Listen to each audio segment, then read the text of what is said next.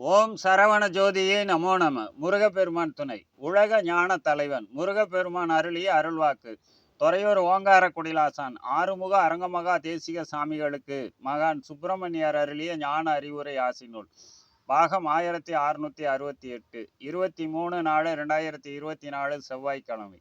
ஞானிகள் பலம் கொண்ட அரங்கனே, ஞான சித்தி கொண்ட தேசிகனே, கனி வேலவன் என் அவதாரமாய் கருணை வடிவாய் கலியில் அவதரித்த குருராஜனே, அரசனே அரங்கனே, உந்தனுக்கு சுப்பிரமணியர் யானும் அருளுவேன் ஞான அறிவுரை ஆசி.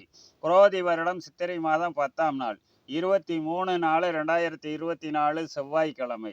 வரங்களாக அரங்கன் உமக்கு நித்தம் நித்தம் வல்லமை ஊட்டி ஆறுமுகன் யான் காத்து வர வருகவே அரங்கன் உன் தருமத்தின் வழி வையகத்தில் உலகோர் ஞானம் பெறுவர்.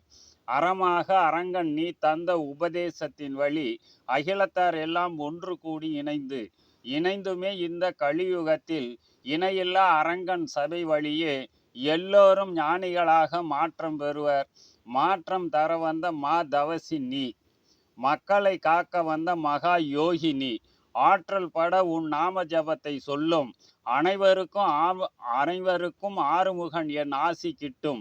மாற்றம் கருதி அரங்கன் உன் குடிலுக்கு வந்து மா தர்மத்தில் பொருளுதவி செய்பவருக்கும் செய்து கொண்டு உடல் உழைப்பு தொண்டு சிறப்பான சேவையாற்றும் அன்பர்களுக்கும் மறுப்பின்றி அரங்கன் உன் ஆசியோடு மண்ணுலகில் முருகப்பெருமான் என் அருளும் தயவும் பரிபூரணமாய் உண்டு உண்டான உயர் ஞானி அரங்கன் நீ, உலகத்தில் உன் வழிகாட்டலில்தான் கொண்டதொரு கலியுகம் தானும் குறையில்லா ஞான யுகமாக மாற்றம் கண்டு தொண்டர்கள் வழி ஞான லோகமாகவும் தேசிகன் கருணையோடு இந்த கலியுகத்தில் மாற்றம் ஞான யுகமாக ஞான ஆட்சி காலமாக மக்கள் விரும்புகின்ற ஞானிகள் ஆற்றல் மிகுந்த ஞானர் சித்தர் காலமுமாக மாறுதல் காணும் ஞான அறிவுரை ஆசி முற்றே சுபம்.